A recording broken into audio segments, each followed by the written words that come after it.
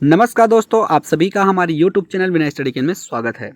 दोस्तों, आज की इस वीडियो में हम साइंस टीजीटी के लिए बहुत ही महत्वपूर्ण एमसीक्यूज क्वेश्चन लेकर आए हैं।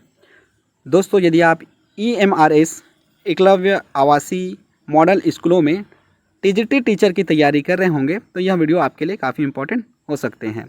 आज की इस वीडियो में हम जैव प्रकरण जीव विज्ञान से संबंधित बहुत ही महत्वपूर्ण प्रैक्टिस सेट लेकर आए हैं। दोस्तों, आप लोगों से एक निवेदन है कि यदि आप हमारे चैनल पर पहली बार आए हैं तो प्लीज़ हमारे चैनल को सब्सक्राइब कीजिएगा, बेल आइकन को प्रेस कीजिएगा ताकि आने वाले जितने भी वीडियो हैं उनके नोटिफिकेशन आप तक पहुंचती रहे। दोस्तों, वीडियो को ज़्यादा से ज़्यादा लाइक कीजिएगा और अपने दोस्तों तक शेयर जरूर कीजिएगा। तो चलिए शुरू करते हैं। और आज का हमारा पहला प्रश्न है, पौधों में वाष्पोत्सर्जन किस भाग में होता है? जड़, तना, पत्ता और फूल। पहले समझते हैं वाष्पोत्सर्जन क्या होता है। आपने पौधे देखा होगा, इसमें होता है जड़ और ये तना और उसमें लगा होता है पत्ती। पौधों के वायवीय भागों द्वारा जल के वाष्प के रूप में हानि को वाष्पोत्सर्जन कहते हैं। इसे सिंपल भाषा में समझते हैं कि पौधों के अंदर अनावश्यक पानी को या जल को बाहर निकालना वाष्पोत्सर्जन कहलाता है। पौधों के पत्तियों में छोटे छोटे रंध्र होते हैं और उन्हीं रंध्रों के द्वारा पानी बाहर निकलती है। आपने देखा होगा सुबह सुबह पौधों के पत्तियों में ड्रॉप होता है, वो अनावश्यक पानी होता है और उसी क्रिया को हम वाष्पोत्सर्जन कहते हैं। वाष्पोत्सर्जन को प्रभावित करने वाले कारक ताप, प्रकाश, आर्द्रता, वायु की गति, रंध्रों की संख्या, रंध्रों की प्रतिशत, पौधों में पानी की उपस्थिति, ये सब वाष्पोत्सर्जन को प्रभावित करते हैं। सही जवाब होगा पत्ता। दूसरा प्रश्न है, मानव रक्त में उपस्थित यूरिया की सामान्य मात्रा होती है 100 mg, 20 mg, 30 mg और 40 mg। तो मानव रक्त में उपस्थित यूरिया की सामान्य मात्रा 20 mg होती है। श्वसन क्रिया के दौरान कितनी प्रतिशत ऊर्जा ताप के रूप में निष्कासित होती है? ऑप्शन देखें, 20, 40, 60 और 80। श्वसन क्या है उसे समझते हैं। श्वसन एक जैविक क्रिया है जिसमें शर्करा तथा वसा का ऑक्सीकरण होता है तथा ऊर्जा मुक्त होती है। यह ऊर्जा शरीर के विभिन्न कार्यों को करने में सहायता करती है। इस प्रक्रिया में एटीपी तथा कार्बन डाइऑक्साइड निकलती है। अतः वृहद रूप में श्वसन उन सभी प्रक्रियाओं का सम्मिलित रूप है जिनके द्वारा शरीर में ऊर्जा का उत्पादन होता है और इसका सही जवाब होगा 20%। चौथा प्रश्न है, मनुष्य में वृक्क एक तंत्र का भाग होता है जो संबंधित है पोषण, श्वसन, उत्सर्जन और परिवहन। तो वृक्क के द्वारा अनावश्यक पदार्थों को शरीर के बाहर निकाला जाता है, तो ये एक प्रकार का उत्सर्जन है।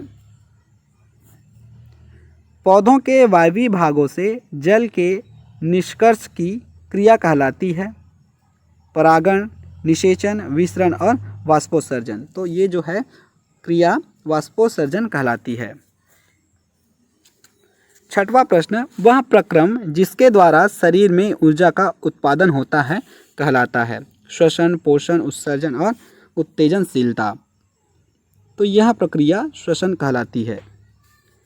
सातवां प्रश्न, कौन सी क्रिया सभी जीवों के लिए अनिवार्य है? प्रकाश संश्लेषण केवल पौधों के लिए अनिवार्य है, वाष्पोत्सर्जन ये भी पौधों के लिए अनिवार्य है।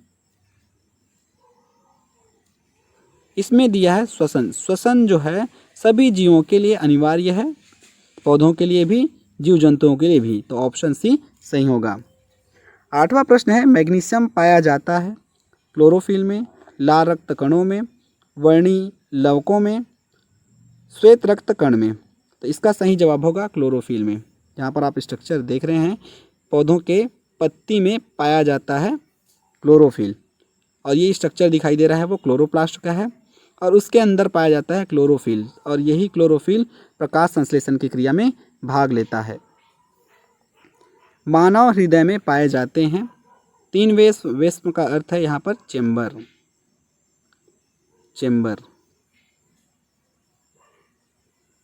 2 वेश्म, 4 वेश्म और 5 वेश्म। मानव हृदय को आपने देखा होगा, ऐसा होता है, ये 4 भागों में बटा होता है।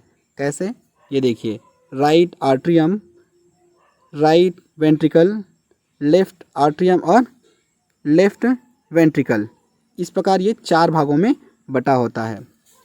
प्रकाश संश्लेषण द्वारा किसकी प्राप्ति होती है? वसा की, प्रोटीन की, ग्लूकोज की। जी, इसका सही जवाब होगा ग्लूकोज की। प्रकाश संश्लेषण में ग्लूकोज की प्राप्ति होती है।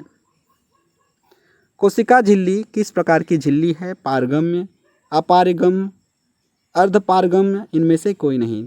तो कोशिका झिल्ली अर्धपारगम्य होती है। 12वां प्रश्न, दही के जमने में निम्नलिखित में से कौन सी क्रिया होती है? अपघटन, प्रकाश संश्लेषण, उत्सर्जन। ये तीनों नहीं होती। किण्वन इसका सही जवाब होगा। मानव हृदय में पाए जाते हैं 4 वेस में, 4 चेंबर पाए जाते हैं। मानव में डायलिसिस थैली होती है। नेफ्रॉन, न्यूरॉन, माइटोकॉन्ड्रिया, इनमें से कोई नहीं। तो न्यूरॉन और माइटोकॉन्ड्रिया इसमें सही जवाब नहीं है। सही जवाब होगा नेफ्रॉन। यहाँ पर आप स्ट्रक्चर देख रहे हैं, यह है नेफ्रॉन और इसी में डायलिसिस की क्रिया संपन्न होती है। मत्स्य का मुख्य श्वसन अंग है? क्रिया, फेफड़ा, गिल्स, नाक।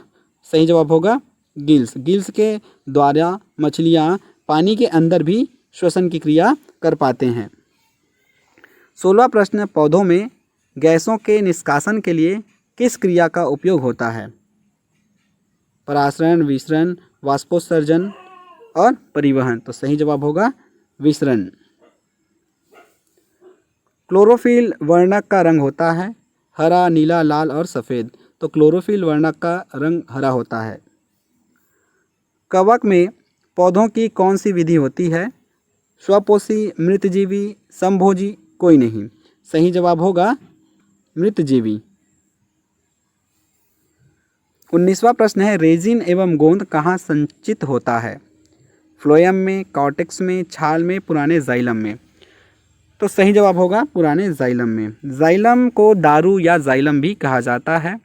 पौधों में पाए जाने वाले 2 संवहन ऊतकों में एक जाइलम है और दूसरा फ्लोएम। जाइलम एक ऐसा जटिल स्थायी ऊतक है जो संवहन बंडल के अंदर पाया जाता है।